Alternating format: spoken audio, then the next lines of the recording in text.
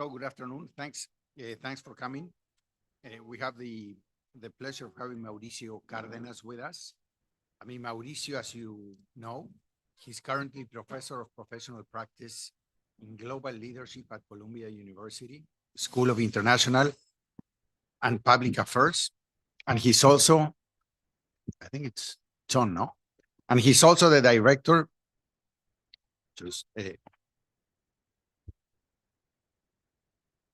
and he's the director of the Masters of Public Administration in Global Leadership at Columbia University. Mauricio was finance minister.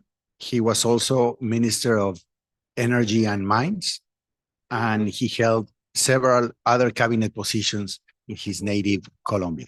He also led the Latin American initiative at Brookings Institution, and he has been the head of Desarrollo, the leading think tank on economic issues in Colombia and one of the leading think tanks in Latin America. So today, Mauricio is going to talk to us about basically the economic and social challenges facing Latin America in this post-COVID, post-social conflict environment, and also with all the complications stemming from geopolitical issues and international economic issues such as the increase in interest rates and the slowdown of the global economy, the slowdown of the Chinese economy, and obviously also the challenges and opportunities faced by the energy transition. So with that, I mean, Mauricio will do a presentation and then we will open up to a discussion with all of you. Well, thank you so much, Alejandro. It's a pleasure to be here. Delighted to be at Georgetown. Thanks for coming. So let me begin by suggesting that we do this in the format of a conversation. I mean, it's a small group, so it's good to do it as a seminar.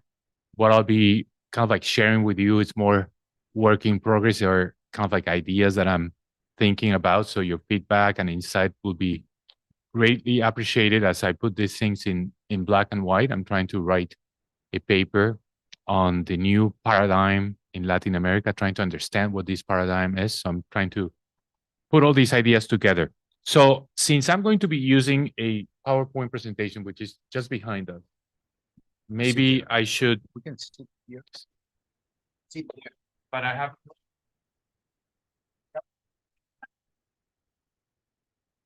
Can you do that? So yeah, let me stand here because I can see all of you.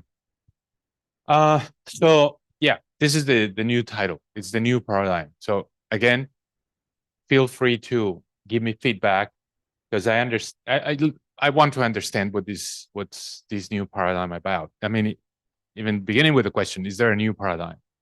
Which I think there is, but let's keep that for the moment as a question. So let's begin. This is a great opportunity for Latin America. And we've been around, we've been doing economics for quite a while, and it's been always kind of like it's our own crisis, and the world is worried about us because we're generating a crisis. Now, that's not the case. I mean, the world is dealing with many overlapping crises, which are not of our own making, and quite on the contrary, we could be part of the solution, which is interesting. That's very interesting. I mean, that's an opportunity we never had. Come and rescue the world. That could be our slogan. If you think about the crisis today, global crisis, the energy crisis. So the world needs more secure, reliable, predictable, friendly, put whatever term you want, sources of energy. Many others are not reliable, are not as secure. I mean, we're seeing that now in the Middle East. We saw that last year with Ukraine. And it turns out that a significant amount of the additional production of fossil fuels is coming from Latin America. Well, primarily from Brazil. Brazil is producing now about 3.5 million barrels of oil per day. Will produce 5 million barrels by the end of this decade. Guyana, that did not produce any oil at all until 2 years ago, it's now aiming to produce 500,000 barrels this year and will produce 1 million barrels by the middle of this decade. So if you combine Brazil and Guyana, it's going to be 6 million barrels. 6 million barrels puts you really at the very top of the list of the global oil producers. That's just oil. Think of natural gas. Argentina is going to start producing the natural gas from Vaca Muerta. We're seeing news that the natural gas, which is abundant in Venezuela, will start being kind of like shipped to Trinidad and Tobago, transforming to LNG that the world needs, especially Europe. So, I mean, we're really part of the solution to the global energy crisis. Think of the climate crisis. So, you know, we're not the source of the problem. We all know that we are not big emitters. We're kind of like residual emitters. But we're really important for the solution because we do have two key assets for the solution. Asset number one, biodiversity. I mean, that's just like a better word for the Amazon. You know, we have the tropical forest, and in particular, we have the Amazon. So that means, look, we have the best technology and the cheapest technology available to do carbon capture. And that's called photosynthesis. So we don't have to do we don't have to invest a lot in research in how to do that. We have the technology. We have not been using it because we're basically doing just the opposite. We're destroying our tropical forest, and therefore we're generating emissions rather than capturing more emissions. But we have the technology, and it's cheap. And we also have the critical minerals, which are essential for many of the solutions to the climate crisis, including the production of batteries, the production of electric vehicles. I mean, we can go on and on with the critical mineral. Food crisis. I mean, there's been a food crisis as a result of the fact that since so much of certain cereals are produced in Ukraine, Russia, Belarus, we could produce. By the way, we're the largest region in terms of food exports in the world. So we could basically produce more because we have the land, we have the water. We don't have the fertilizers, unfortunately, and that's something we need to fix. But we can actually increase food production a lot. Well, we're not the source of conflicts and wars. We have something of a contradiction here because Latin America and the Caribbean have the highest crime rates of the world. Nearly 30 homicides per 100,000 population, which means we have really an issue with security, with safety conditions, but we are not into the business of creating wars. We have had 200 years of independent history without, in very few occasions that we all know, and we can count with just one hand, we've been engaged in international wars.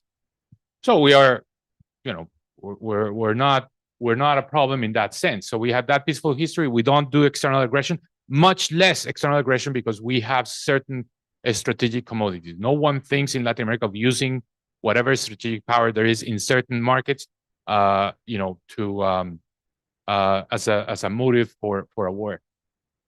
And in this world of kind of like geopolitical tensions and fragmentation, everyone wants to be friends with Latin America.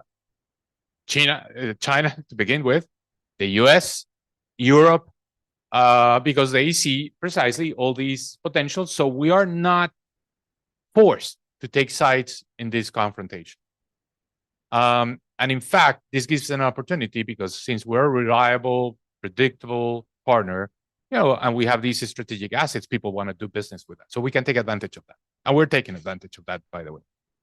So big opportunities. I haven't seen a menu of opportunities so clearly, so strong in the past. So question is, are we going to be able to seize these opportunities? Are we going to be able to really take advantage of this and take our development like one step ahead? I think that's a question. And the answer to that question depends a lot on our politics. And that's the topic I want to talk about too. All right. So these opportunities are happening not in a vacuum, are happening in a context of a really challenging situation. So what are the three main challenges in Latin America? So challenge number one is really the scarring effects from the pandemic. And say, combine this with low growth for the last decade or so. So low growth, pandemic has actually generated a situation where after a significant reduction in poverty rates, significant reduction in inequality, the trend is now going in the opposite direction. So poverty is going up. I mean, this doesn't apply to every single country in the region, but it applies to the average of the region and applies to a number of countries, especially some important large countries. So there is more poverty. This generates social tensions, right? Point number one. Point number two, you've probably seen the latest growth projections from the IMF, and not just from the IMF, from the World Bank, from the OECD, et cetera. And all of them are saying that Latin America is the region that is going to grow the least in the next, say, 5 years. So we have projections until 2028. The region that is underperforming relative to other regions in the world is Latin America. Our growth is expected to be below 3%. It's now 2%. So 3% is very low, which means that, relative to where we would have been, more or less keeping the same pace of growth that we had before the pandemic, we're significantly below. We're probably 5-10 percentage points below that. So these are not good times for the economies in Latin America, and the growth outlook is not good. And the third element here, and this is very important, it may look like more like a side comment, but it's very central, is that we now have a lot more public debt than we used to. So we're back at the levels that we had in the 1980s, a little, in the turn of the century, last century crisis. So we're back at those levels, 60 to 70% of GDP. That's a high debt. But it's not just that. It's a high debt in the context of high interest rates. I mean, when we took these loans, interest rates were much lower. They are 5 percentage points higher now. That means we need to spend more paying interest on our debt. So our fiscal space is much more constrained. So great opportunities, yes, on paper. Big challenges, real. So then the question is how we can navigate all this. I mean, can we take advantage of the opportunities, or are these challenges going to be kind of like a constraint? Well, that's really weird that doesn't come out well, the labels. But all you need to know here is these are presidents in Latin America. And this basically shows how fast presidents become unpopular. Doesn't matter where, it doesn't matter right or left. Presidents, because these challenges are so kind of like dire, presidents get very unpopular very fast. And this has happened to Petro, has happened to Boric, it happened to Castillo, it happened there's one big exception, which is called López Obrador. That's really a case apart. And we can discuss why. We were talking last night with a number of Mexicans, including Alejandro, and we were kind of like trying to understand, but it's very peculiar what happens in Mexico. Anyway, sorry about the labels, but I don't know what happened. Yes. Sure. Yeah, Uruguay. Yes. Yes, I know. Yes, absolutely. And Bukele. Yes, absolutely. Absolutely. Okay. Let me go a bit deeper on one of the challenges that we have now, which is the climate crisis. And this is very important because it will emphasize, the complexity of the situation that we have to address now, because it's not just this opportunity that we provide the critical minerals and that we have the Amazon. No, it's bigger than that. It's much more challenging. And it's challenging because there are three elements here. First element, not all countries, but a number of countries, including, for example, Colombia, not including Mexico, including Chile, somehow Brazil as well, are very ambitious in terms of climate mitigation. So, we're responsible members of the global order. We're very much kind of like supportive of multilateralism. That's another part of our DNA.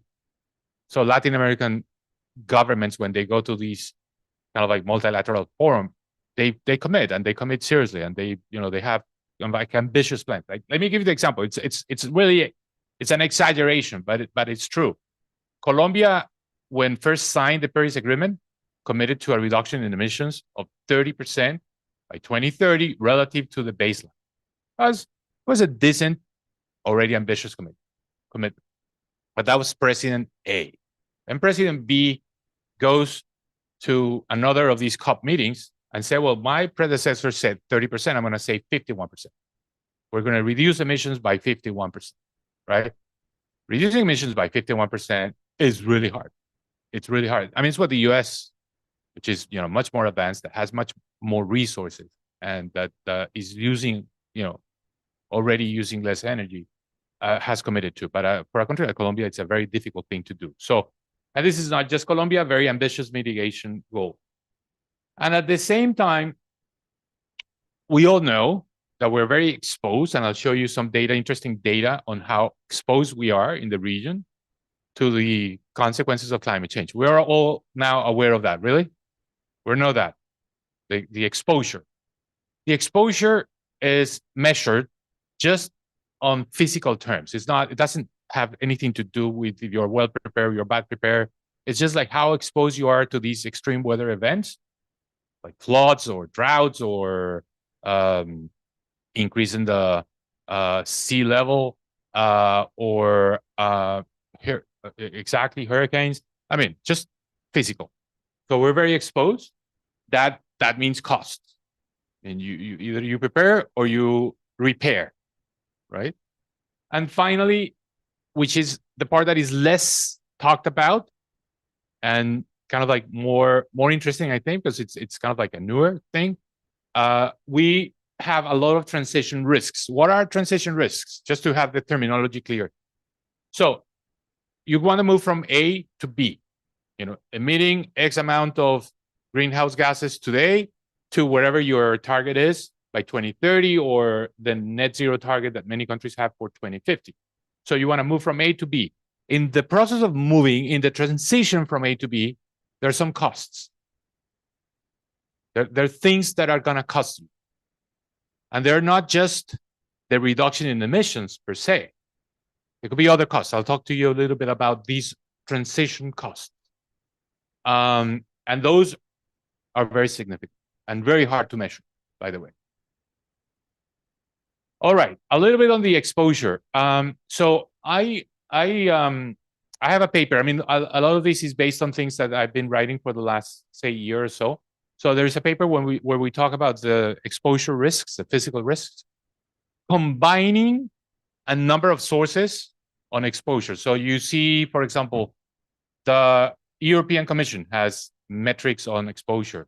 Notre Dame, what's called the GAIN Index, has measures on exposure. The UN has measures on exposure. So we combine all of them into one big index, which basically goes from 0 to 1, rank countries, and the first thing you see is that the countries that are closer to the equator are more exposed, and that includes, for example, countries like Colombia, Central America, many countries in Africa, etc. So exposure. This is, let's say, this is scientific. This is based on kind of like information associated with climate. Now, we could then think of adaptation.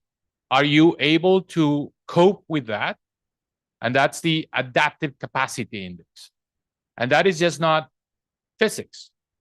That's more institution. Do you have the right institutions? Do you have the money? Can you do this? Can you put together a program to prepare for this? Can you invest in this? Do you have the fiscal space to invest in this? That's adaptation. So it's more like man-made, and it's more based also on your own state capacity. So adaptation, we also measure it from 0 to 1. And not surprisingly, low-income countries, emerging economies, many of the Latin American countries are here in these blue triangles. We have these very bad combination of high exposure and low adaptive capacity, right? So that means that this can really be costly, the lack of adaptation. Because very exposed, we cannot deal with it. Let's go.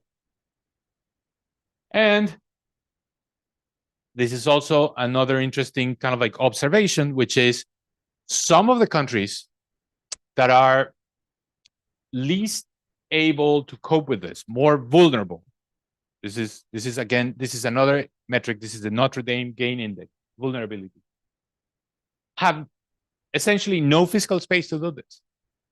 There's no way you can borrow more because you're already borrowing. Your debt is already above what would be sustainable.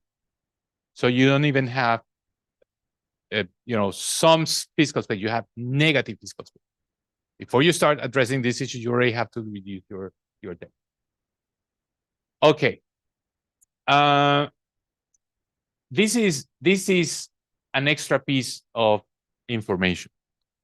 We, as I said, we've been accumulating public debt in the region as a result, especially as a result of COVID, but not just that.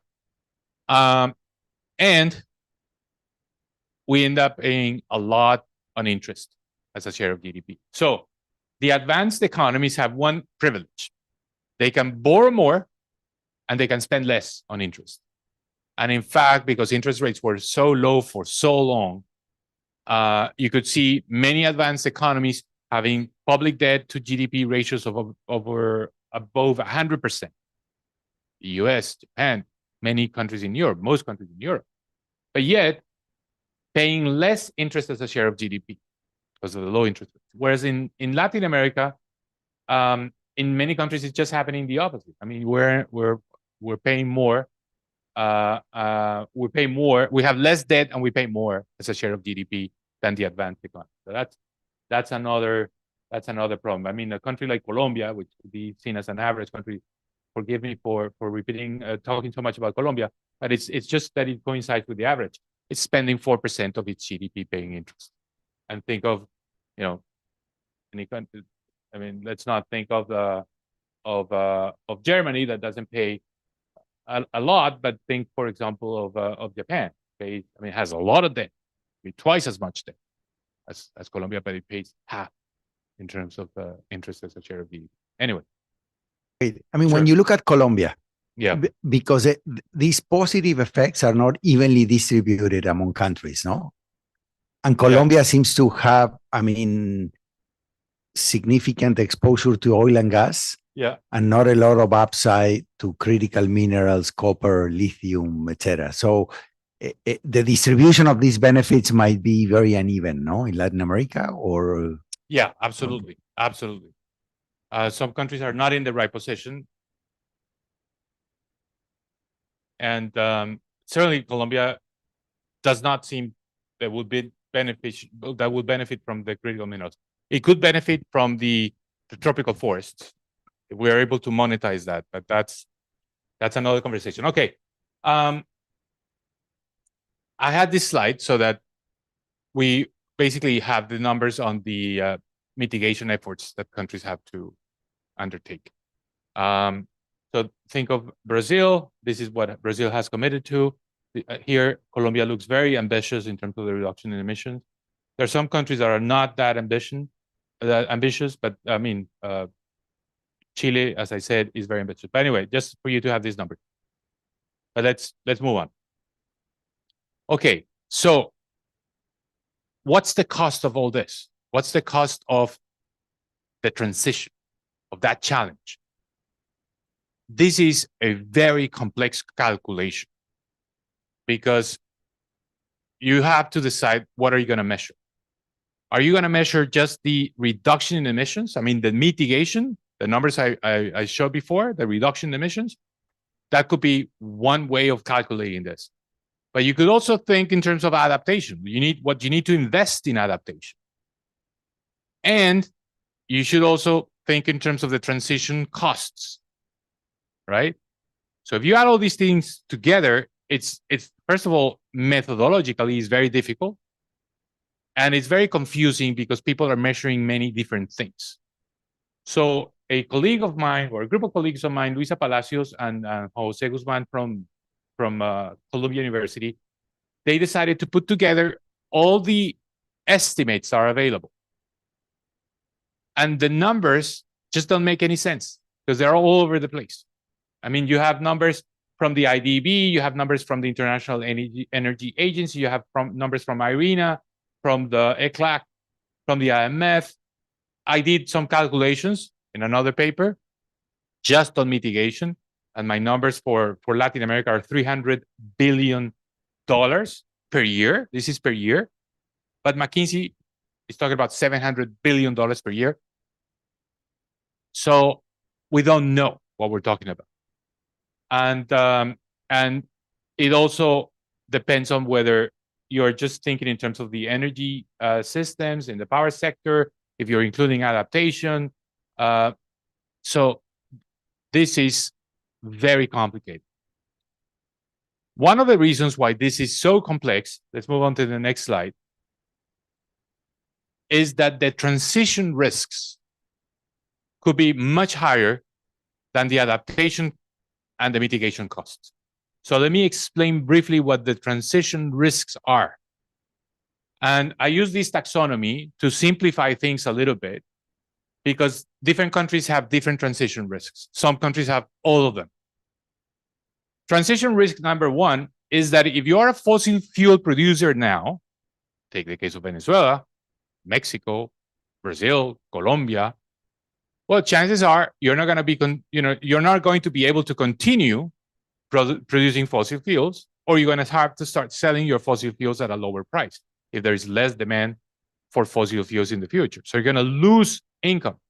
And on top of that, there's some assets, think of pipelines, for example, or things of refineries that were built and you borrow to build those assets that should have lasted for, say, 50 years. Colombia built an entirely new refinery, cost $8 billion. Mexico is building an entirely new refinery at a much higher cost, by the way.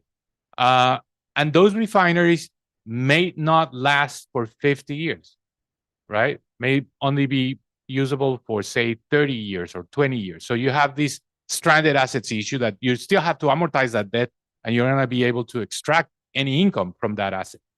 So that's transition risk associated with fossil fuel.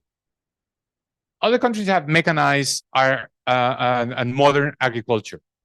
So there may be a change in preferences, in consumer preferences. As we're seeing in the advanced economies, people stop consuming beef and start consuming more chicken because chicken has a much lower carbon footprint. Or people decide that they're not going to use soy oil because they think that soy oil comes from areas that were deforested, and therefore that's not good in terms of carbon emissions. Or you may actually face protectionism, like tariffs, like CBAM, which is the carbon border adjustment mechanism in Europe, that will increase tariffs if you are not reducing your emissions, or if you're not adopting a carbon tax, or you don't have a carbon price. So that may lower your revenues coming from agriculture. In some cases, it may stop your revenues from agriculture if the US, for example, if the European Union says we're not buying any more products that come from areas that were deforested. So that's a transition risk. You may lose that income. And there's another transition risk, which is if we really want to stop deforestation, the reason that deforestation exists is that there are groups of the population that have no better alternative than basically colonizing new land, new areas, and destroying the rainforest and basically using it for cattle, and sometimes for illegal activities like illegal drug production or illicit crops or illegal mining. If we really want to stop that, we need to start thinking in terms of giving these groups of the population money so that they don't do that, they don't engage in that. And that's basically, we need to spend more in making that happen. So that's another transition risk. So what I'm saying here is that the costs of the transition can be huge, not just mitigation, add adaptation, and now add also the transition risks. All right. So here is kind of like, this is the context. We have the opportunities, we have the challenges. I wanted to highlight the challenges associated with the climate crisis because they can be really, really expensive. And now let's kind of like talk about how are we dealing with this crisis? How are we basically confronting these situations from a political point of view? So many people are saying that Latin America is now governed by populists. I'm sure we all have heard that populism is back. And there are some examples in the region of populism. My view is that that's not a precise description of what's happened. Because by populism, people mean very different things. And what we're seeing now is not necessarily the versions and types of populism that we used to know. So let's understand what's the new paradigm, the political paradigm in the region, and then we can try to discuss whether this political paradigm is going to help us seize the opportunities and deal with these challenges that I described. So the old style populism in Latin America was very well described, captured, actually analyzed by Dornbusch and Edwards in a book that they published in 1991. And that populism was essentially a fiscal populism, which described very well what had happened in many countries in Latin America, say, after World War II, and especially in the 1970s, 1980s. Those were years where this was very prevalent in the region. So that's that type of fiscal populism, which essentially did what those populists did at the time was spend, use central banks to finance large fiscal deficits, a total disregard or nearly a complete disregard on the inflationary consequences of that. So it was kind of like, if you put this kind of like in a trade-off, these populists were really more interested in using the state for redistribution through greater expenditures with some disregard for macroeconomic stability. All these episodes ended bad, ended in crisis. The IMF coming and saying, well, you have to put your house in order, an adjustment, and that was kind of like the cycle. Populism, adjustment, populism, adjustment. Then, well, we're not seeing that. We're not seeing a return to that type of populism, of the old style populism. But we're seeing governments that are much better behaved, at least from a macroeconomic point of view. We're not seeing that the fiscal deficits, I mean, except for Argentina, are being financed with monetary expansion.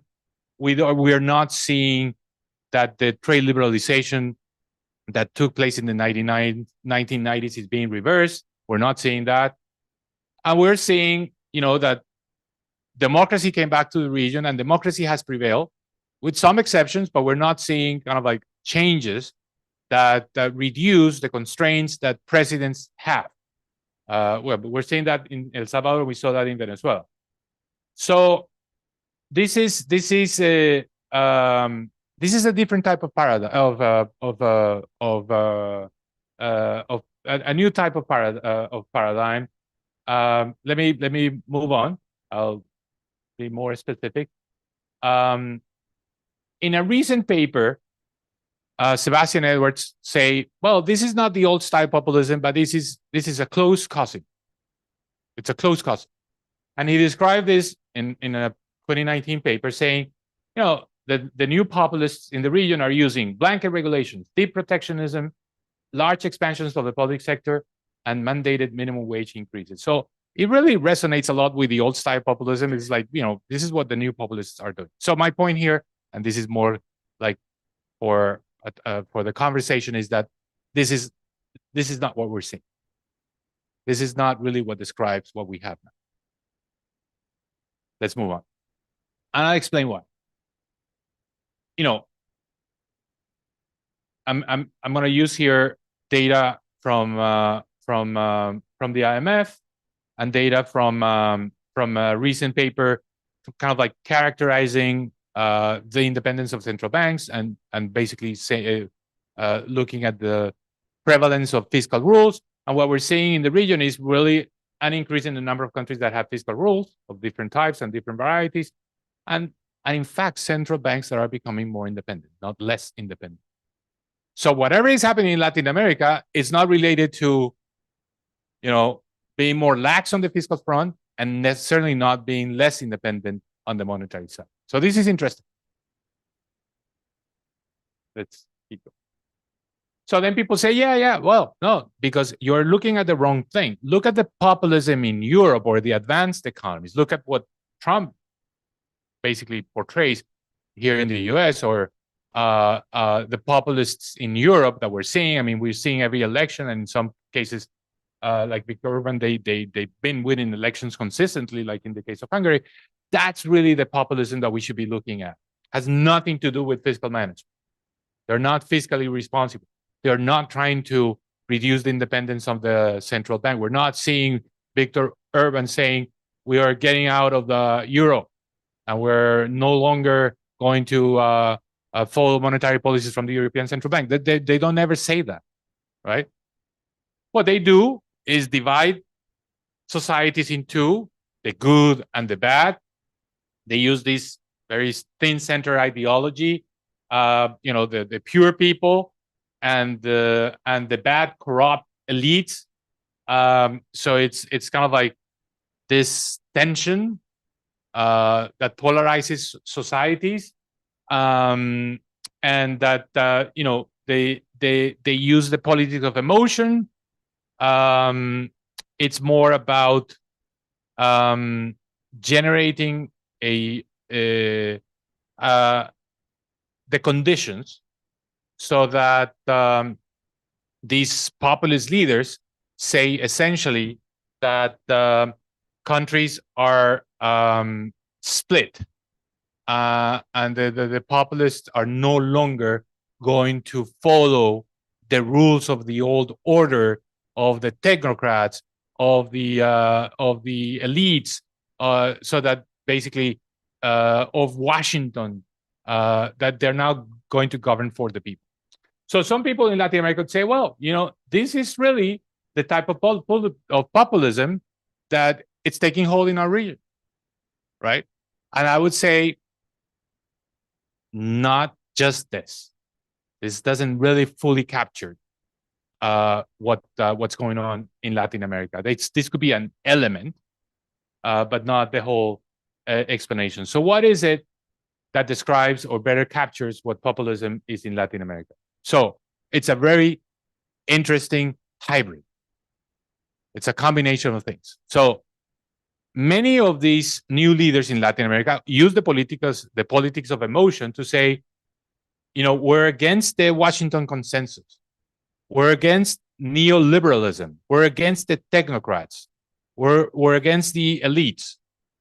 But yet, they're keeping some elements of what we call the Washington consensus. They use the terminology of opposing the Washington consensus, but yet they still preserve some components of the Washington consensus. They're not fighting with those elements of the Washington consensus. Two, they borrow from these modern versions of populism from advanced economies in terms of being anti-establishment, being anti-neoliberal, of using, this polarization of societies between us and them, and those that are not us are corrupt or have many times these politicians use the terminology of second guessing what the people that the technocrats did. They say, well, they may not be corrupt, but they work for the corrupt elites, and therefore they disqualify everything that is related to that. So that's very common, and we see that language very, very frequently used in the region. But one element that is not present in these advanced economies type of populism that we're seeing in Latin America as a very important component is state activism. The state at the center, the state as the ultimate solution to the problem, and a bit of a marginalization of the private sector. Private sector playing a much more secondary role. So it's a weird combination. aspects of the Washington consensus, the politics of emotion, the division between us and them, and then this idea of putting the state at the center. So let's keep going. So what is it? And this is my tentative list of the new paradigm. What has been kept from the old Washington consensus: independent monetary policy, fiscal discipline, trade liberalization, openness to foreign direct investment, and free capital mobility. They're not fighting with that. They're not protectionist, contrary to what Edwards was saying in 2019. In the new paradigm, they're generally speaking, with some exceptions, I mean, López Obrador is clearly an exception, they're putting climate action at the very top of their priority. 2, active use of state-owned enterprises and development banks. So empowering state-owned enterprises to basically become the driving forces behind state intervention and behind providing the solution to the challenges that I was discussing before. Active use of regulatory powers. So it's really about changing the way certain sectors operate, changing in the pension sector. So you bring more the public providers and less the private sector providers, or changes in the health sector, or changes in the public utilities, or changes in the way, think of Mexico, the reversals in terms of the energy reform. So it's regulatory changes that all of them empower the public sector. They're all very keen on using cash transfers. So we've been having cash transfers for 2 decades, but now we're putting them at a new level in terms of the amounts that are involved, the size of these cash transfers, and the kind of like the scope of the recipients of the cash transfers, and much more politically motivated. So you benefit certain demographics, certain groups of the population, and you get a lot of political support from them. So use of cash transfers becomes crucial for the new paradigm. It's no longer seen as it was 20 years ago as a poverty alleviation mechanism. It's more seen as a political tool to generate support and to basically have an impact on elections. And in the new paradigm, deepening the relationship with China is also an important element. So this is a trend. Of course, this is not something that is happening just now, but expanding relations with China in terms of trade, in terms of foreign investment, in terms of financing is important. And the paradigm will not be complete if we don't talk about some of the political aspects. And the political aspects include active use of social mobilization. So you mobilize the electorate not just to win elections, you mobilize the electorate to govern, to express support, to weaken other institutions, to weaken Congress, to weaken the courts, to weaken the electoral bodies, electoral commissions. You mobilize people. That's part of the new paradigm.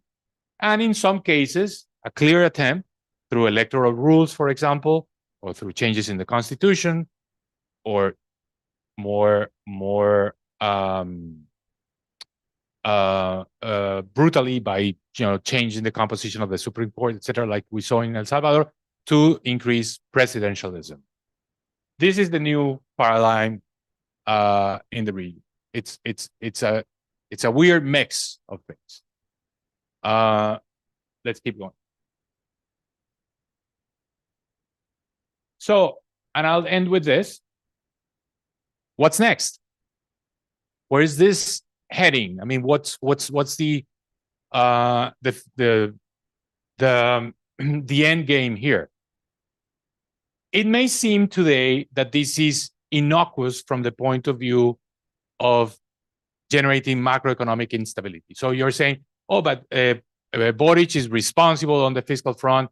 He appointed a technocrat as Minister of Finance. Petro has so far followed the fiscal rule. AMLO is a true believer in fiscal conservatism. So there are no risks associated with this. So this is, I mean, we shouldn't be worried about that. Is that really the case? Let's see. I have some reservations. I'll make a comment at the end related to that. The way the state is getting engaged is not through the regular government expenditures mechanism. It's more about taking control of certain key sectors and key markets. And that's a different type of intervention. It's more associated with regulation.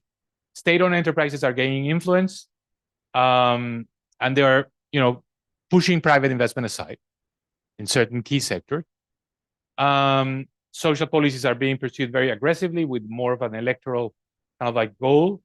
And this idea of dividing societies between us and them, the good and the bad, the clean and the corrupt, is used permanently as a tool to govern. It's part of the language. So what we're seeing is then a state that is getting these new roles, new functions, but hasn't changed much, is not necessarily prepared to take those challenges. And it could be captured. It could be captured by corruption. And maybe the outcomes are not necessarily going to be good. And this is going to generate a new wave of frustrations. This is not going to really solve the problems.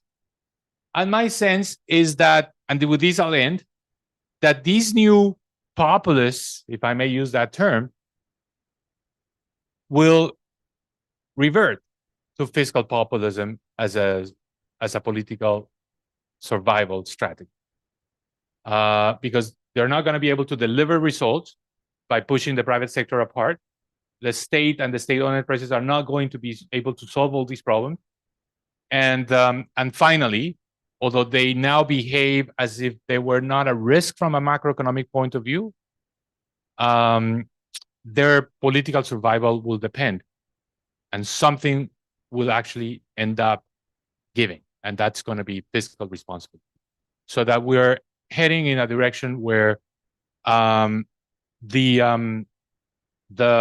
new paradigm could actually look very much like the old paradigm in a few years. But this is much more of a hypothesis. It's a hypothetical remark.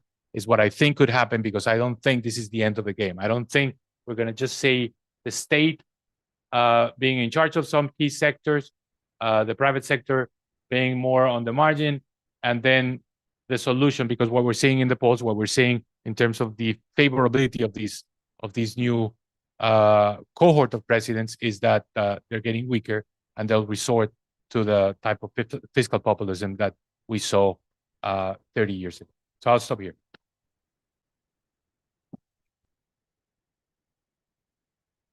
Yeah, let's open it up to questions from the floor.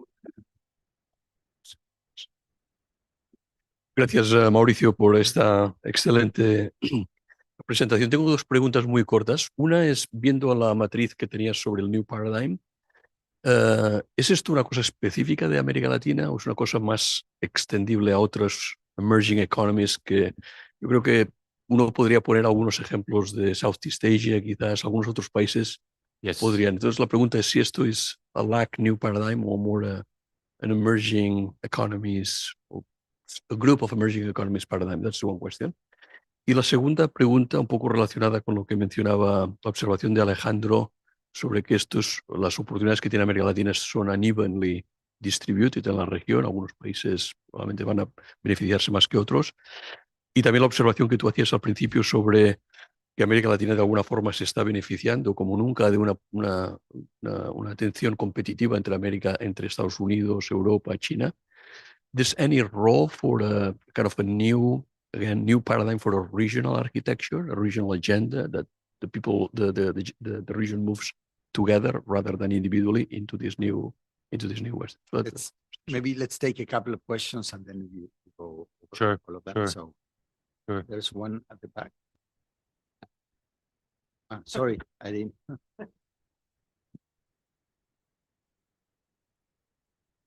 Thank you so much for your time. You mentioned the prioritization of climate action, but I wanted to ask, what do you see as the role of gender equity and inclusion in this new LAC paradigm? You mentioned Colombia, which is has the first Afro-Colombian and second woman as the VP and the head of equality and diversity. I was curious what you thought the role will be in the future for this, as there's the Polycrisis and all of it's connected.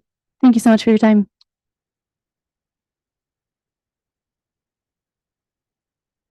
Well, let's take Jorge this and then you answer. Sure, because otherwise I'll forget the first one.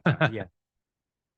You did mention that in the new areas where the state is going to be intervening, that you don't see the capacity there. And my concern in all this is that with the state expanding more, which I'm not totally sure that it changed a lot in the previous Washington consensus, except for Chile, but leaving that aside, if there is no capacity, my concern is not just on the fiscal, that they may revert to fiscal excess and deficits and so on and so forth. It's sort of a neglect of some of the basic functions of the state. And on that one, I think domestic security. I mean, we're seeing a huge problem in the region on the expansion of organized crime and drug dealers and so on, that operates regionally. So I think that has to be in the agenda of a new paradigm, definitely. And kind of related, if you need to restrict the state in other areas and make it more efficient, like many in the left would like to say, what is the role of digitalization there? So let's take these three questions and then we'll go to you. All right, yeah. See, because otherwise I'll forget. So let me begin with the two questions that Tony posed. First, is this Latin America or is this something more global? Is there a trend here? So this idea of putting the state back in is hardly a Latin American idea. We're seeing that in the US. I mean, the US, the Inflation Reduction Act, the CHIPS Act, all of that is the state playing the role. Let's put it this way, is the revival of industrial policies. And industrial policies is really about the state playing a very active. So in that sense, this is not unique to Latin America. And we are also seeing in many parts of the world these politics of emotion, divisiveness, polarization, etc. So that's also not unique.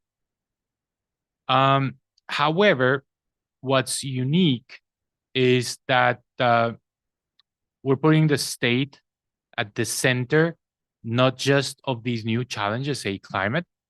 We're putting the state at the center of things that are not necessarily new challenges, like pensions or health, or the energy sectors, the power sector, etc. So this goes, one step further than it's been going in the advanced economy, especially in Europe and in the United States. When I was thinking about these things, I thought, well, what about other emerging economies? What about, say, countries like Turkey? So if you think about Turkey, Turkey also used, in the earlier stages of Erdogan, the policies of emotion, the division, the polarization, using, very thin center ideology, splitting the population in two. And he, at the beginning, was responsible from a macro point of view. So it was, using ideology, but not necessarily using the fiscal populism. But at one point he changed, and he started becoming macroeconomically irresponsible in terms of fiscal deficits, in terms of central bank and basically financing of the fiscal debt. And that did not end well. So some of the things I am saying could happen in Latin America are an extrapolation of what we saw in Turkey a decade ago. And that could happen. Now we're seeing Erdogan reversing and now trying to be more responsible on the macro front. But what I fear is that in this decade, we could end up seeing in Latin America what we saw in Turkey in the last decade. Your second question is about the opportunities and whether, the cards were handed out and they all many countries in the region have good cards to play with. Some of them have extraordinarily good cards because they have the energy sources, they have the Amazon, they have critical minerals. I mean, not surprisingly, Brazil is one of those. Others are very well prepared because they have the minerals, like Argentina, Chile, Bolivia. Say, it's not even, but there are countries that really, I mean, I'd say many countries have some advantages. Mexico may not be in the best position in terms of energy, but it's in a very good position in terms of rent. So which are the countries that were not lucky in this, in the distribution, the handing of the cards? I mean,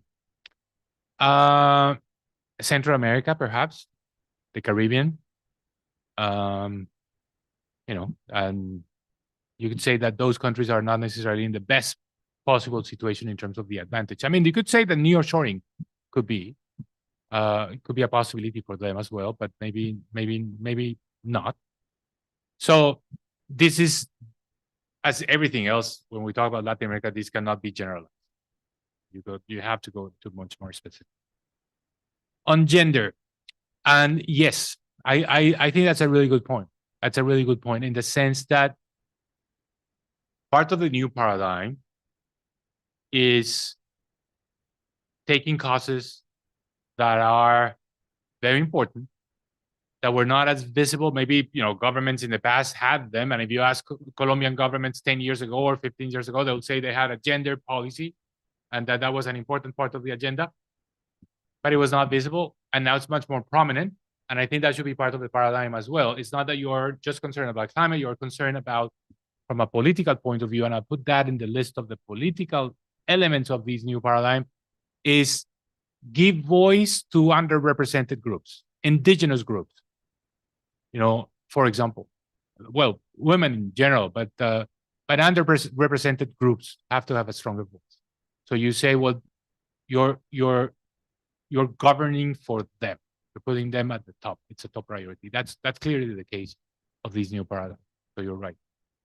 And Jorge, to your questions. So the first one was the security, whether security was not going to help us materialize this. So let me answer the question of security, touching a bit on your second point, which is this. In this new paradigm, we're having the state as the big fixer. The state is going to come and fix things, right? And someone could say, well, just in the US, just like in the US, just like in Europe, state is going to be the fixer. However, have we changed the state? Do we have a more capable state? No. Our states in Latin America continue to be the weak states of always, which makes them much more prone to be captured. So you could actually say, well, we're going to decide through the state, we're going to do, we're going to, Boric is saying in Chile, the critical minerals are going to be developed by a new state mining company. And it's no longer the private company. Does the new state mining company in critical minerals exist? Can it do it well? Well, that's a question mark. Or think of Colombia. Petro is saying, look, I don't really believe in carbon markets and issuing carbon credits and selling them. That will benefit Wall Street. That will benefit, capital. We need to do it ourselves. It's the state that's going to fix this in combination and in conversations with these indigenous groups. Our states are not capable of doing all of this. So that's first thing, is going to generate a lot of frustration to begin with, but it's also could also end up in generating corruption and state capture, because the state is very weak. And while this happens,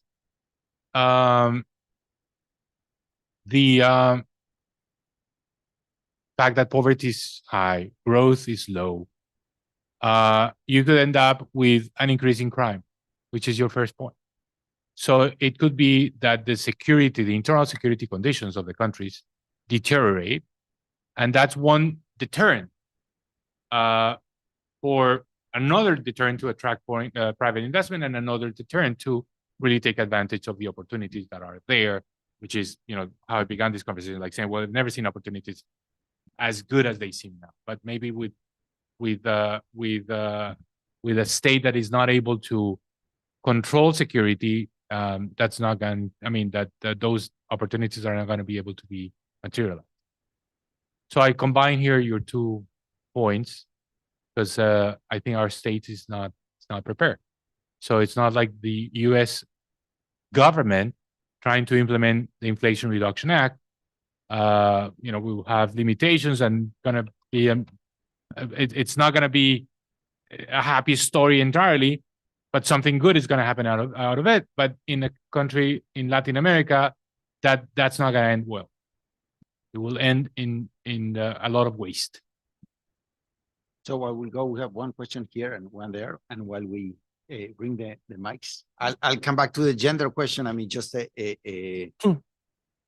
this has been very Colombian centric, but next year, in Mexico, it's paradoxical that a president that has not have any type of inclination of pushing gender issues will end up, finishing his term with a country that will have most likely a woman president of the Supreme Court, and a woman president of the central bank. So, hopefully that configuration would really make Mexico really focus on a much more aggressive implementation of a gender agenda. Hi, Carol Penchina. I'm with CSIS. Thank you for being here. I admire your work and have read you widely. We met in London a while ago, one time, one exchange. On carbon markets, how to make that happen? Like in a utopia scenario in which actually countries get together in the next COP that will be in Berlin, right? After the one in, what would an actual push forward look like? Given, their territoriality disputes that we've had all over history in our region, that's something that I've tried to study, and it's like we just continue to find difficulties. And also in terms of how not to tackle properly the energy transition specific to Colombia, how does not potentiating in natural gas resources look like in the future? Because that's something that Mexico is also suffering from. So what do the pitfalls look like if there's not a change in policy in regard to that? And I know you've been vocal about that. So thank you.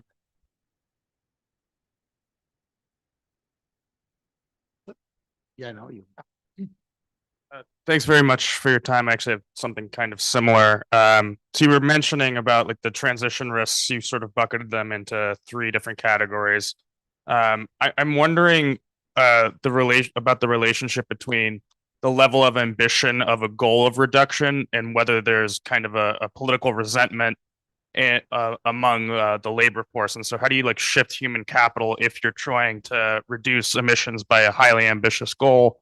And are there labor policies that you think would ease that transition? Okay, so let me take these 2 because they're complex, important questions. And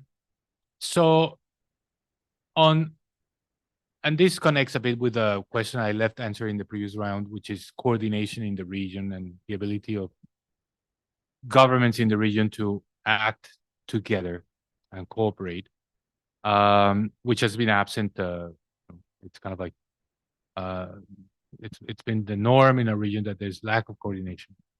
Are we going to coordinate policies in any of these areas and produce kind of better results as a result of that?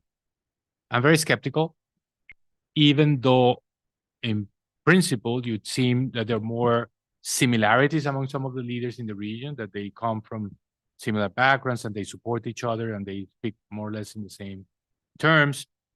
But I see that in practical terms, it's going to be very difficult for them to come with a joint platform. The closest I've seen is in the direction of your first point, which is the Amazon. So look at what happened. There was a meeting of the heads of state and heads of government of the Amazon basin countries in Berlin. There was a 23 long page press release, communique, a declaration. No mentioning at all in those 23 pages of carbon markets.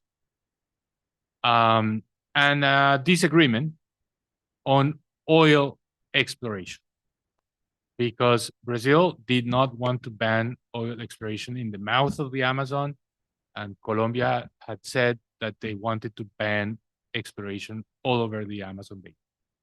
That was a disagreement. At the end of the day, Brazil's view had the upper hand, and that's what was in the community. But I don't see anything concrete out of that declaration that could say, well, now countries are going to really make sure that they'll monetize the Amazon. They'll be able to generate the revenue that could come out of the Amazon. Of course, Lula is very kind of like ambitious in terms of what he wants to do. He wants to create the OPEC of the countries that tropical forest countries, including the Congo River Basin and including Indonesia. How are they going to do that? It's, to me, kind of like an open question. So no coordination. I don't see coordination. I see more kind of like each country trying to get the most out of this, and not necessarily deciding in a coordinated way for example, who should be in a better position to produce the fertilizers for the region. If you ask that question, every country wants to produce fertilizer. If you want to talk about hydrogen, there's a competition. It's part of the it's part of the rules of the game. It's not that countries are united around the idea that the hydrogen production should take place in Chile or in Uruguay or in Colombia or in Brazil. So no coordination. On what needs to be done, which is the hard part of your question, what needs to be done so that we can actually, for example, generate income with this huge, amazing asset, which is the Amazon.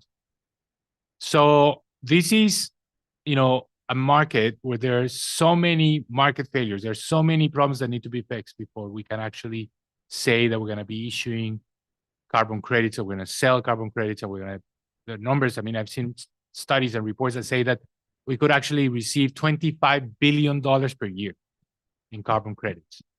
But before that happens, we need to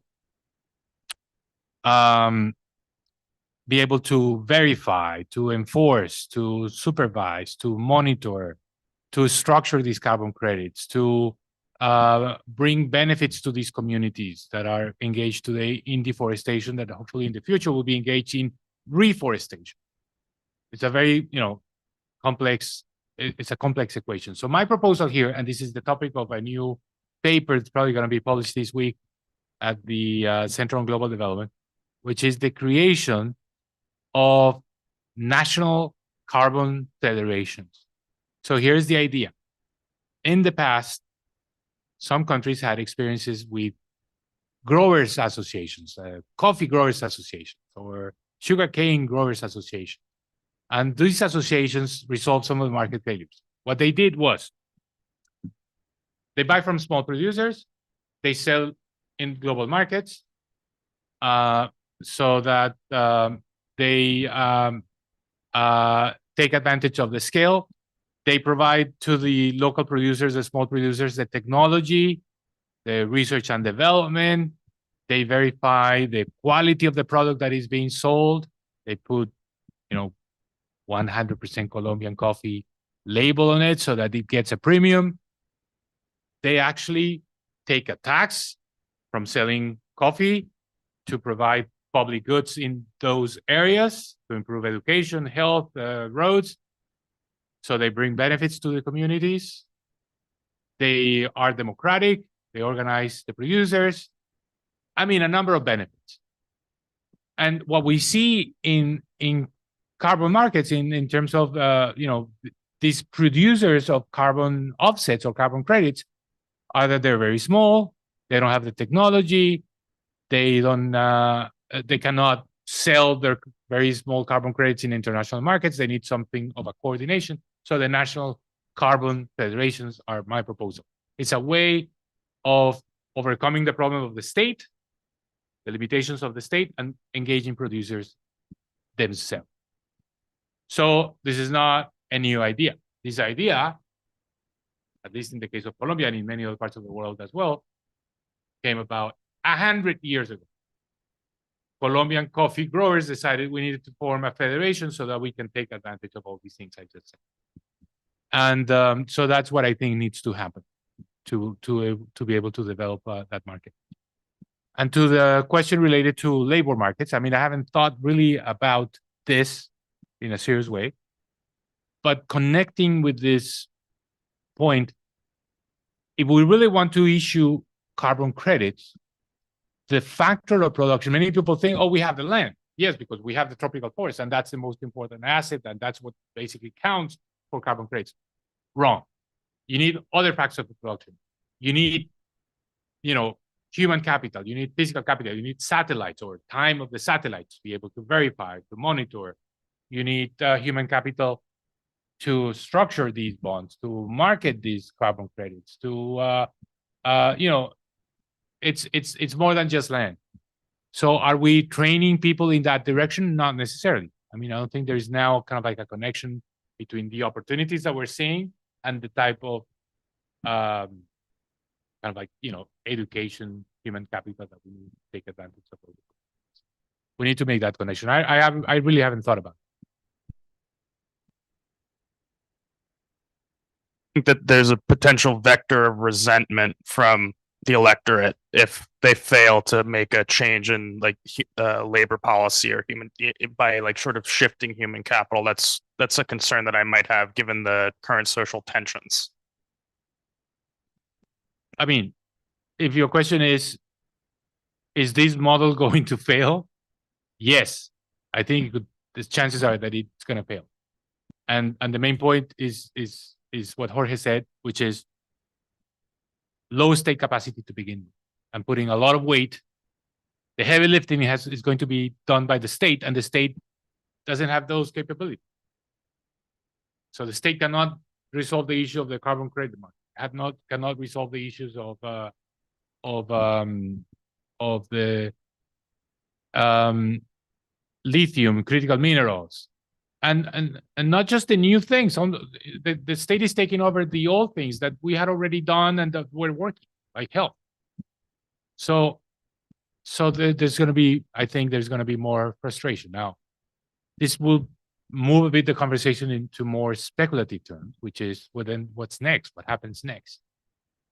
And it may be that people realize, well, this was the wrong decision. The state is not able to do all of this. We're going to go back to the politics of moderation, centrism, pragmatism, evidence-based policy. That's a little bit, in my view, kind of like,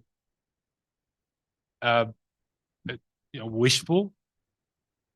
I hope that happens, but I hope it's not just wishful thinking. I mean, it could be also that there's frustration, and as a result of that frustration, this new paradigm says we cannot do this under the democratic institutions, because democratic institutions are corrupt, capture, whatever. So we need to move in the direction of more authoritarian, which we have seen in some countries.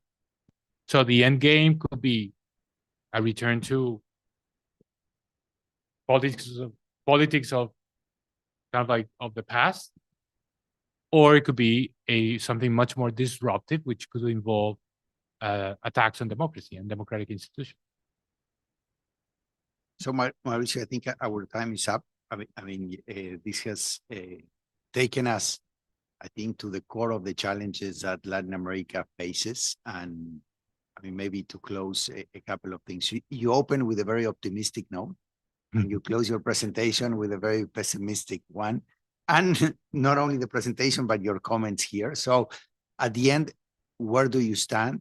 The second one, when you talk about populism and these new types of government, you jump from one country to another, but you mentioned a couple or three times the case of Chile. And it seems that Chile is different from López Obrador and Gustavo Petro and some of these presidents in terms of being a left-wing government, but it seems much more respectful, even in its speech and its attitude towards democratic institutions. Maybe that's Chile, and regardless of the ideology of the government. But to me, it seems hard to categorize into the populist debate. We might end up disagreeing that lithium is better exploited through a government-owned company. But if they do it, they will go to Congress. They will get the approval to do it through a state-owned company, and then they will do it. And it will be a state intervention with which we do not agree. But I think it will not shift the paradigm of how the Chileans agree to be governed by separation of powers, et cetera, et cetera. What's your view on Boric's government in that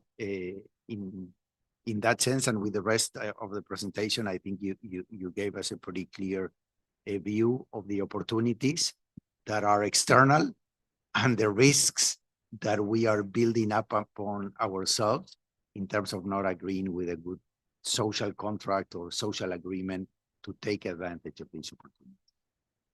Well, thank you, Alejandro. Yeah, I mean, those will be perfect remarks to end the conversation because they highlight some of the inconsistencies associated with this view. I mean, there's still, the story has not fully unfolded, so we still kind of have to see where this goes. So a part of it is very, as I said, speculative.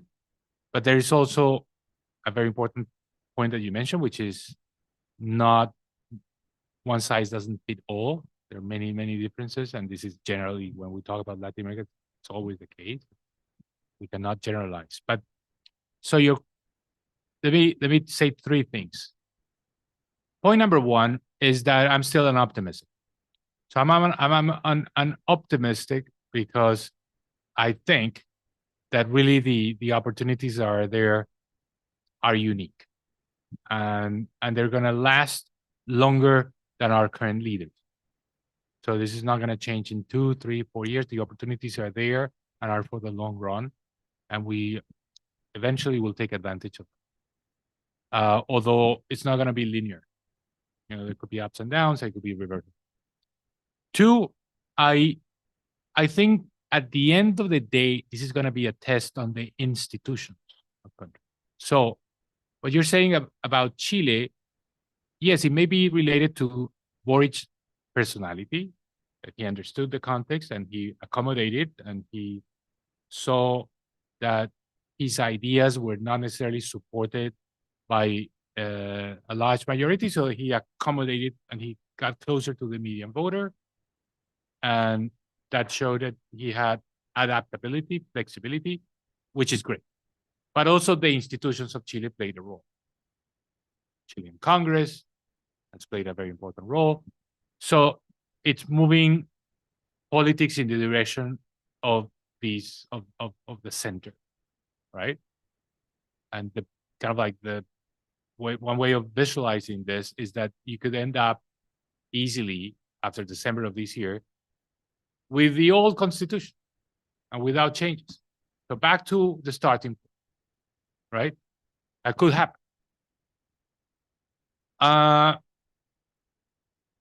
Is that going to be the case in Colombia? Is that going to be the case, say, in Bolivia as well? Is that going to be the case in Mexico? We don't know. Everyone, has, views on this. We don't know if we can generalize Chile. Now, we didn't talk much about Brazil, but Brazil is in a very good position to take advantage of these opportunities. And Lula could do it. If he wants, he could do it. I'm not sure he's going to do it, but there is a good case to be made in terms of the ability of Brazil to seizing some of these great opportunities. And we'll see. We'll see. I mean, if you hear Brazil's finance minister, some of you I'm sure have heard, it's, looks pretty possible that Brazil does all of this and actually takes advantage of these. And the last point I would make is that the evidence on the ability of the region to move forward in some areas depends on the capacity to coordinate. And that's where I'm more pessimistic, because coordination has never been our strength. And in this kind of like current political landscape, what I'm seeing is that when we come to international fora, like the recent meeting of the ministers between the Latin American finance ministers and the European counterparts, or the recent visit here to the White House by a number of Latin American presidents, you don't see that. You don't see a clear, unified front. You don't see any kind of consensus being built before. So that's going to continue to be the case. So kind of like more divisions in the region rather than as a block, Latin America saying, well, here's the solution to the global challenges. Countries are going to try on their own. Some countries will be more successful.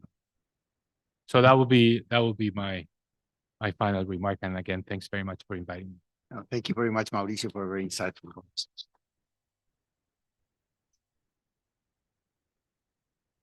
All right.